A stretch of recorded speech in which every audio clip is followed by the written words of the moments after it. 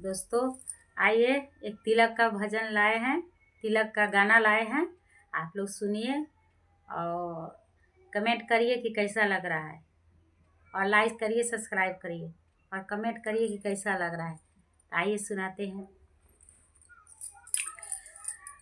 कुर्सी कुर्सी मत कर सरऊ, कुर्सी के महंगाई बा। कुर्सी कुर्सी मत कर सरऊ, कुर्सी के महंगाई बा। पुअरा उठा के दुआरा बैठ, नायका फैशन आइल बा। पुअरा उठा के दुआरा बैठ, नायका फैशन आइल बा।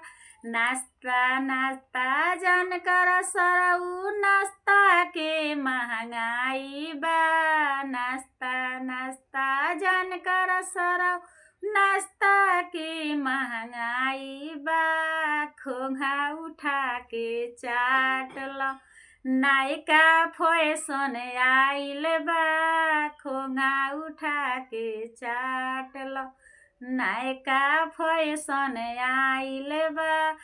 खोंघा उठा के चाट ल, नायका फैशन आइल बा। खाना खाना मत कर सरऊ, खाना के महंगाई बा। खाना खाना मत कर सरऊ, खाना के महंगाई बा।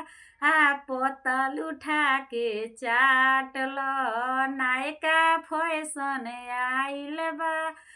पोतल उठा के चाट ल, नायका फैशन आइल बा। पोतल उठा के चाट ल, नायका फैशन आइल।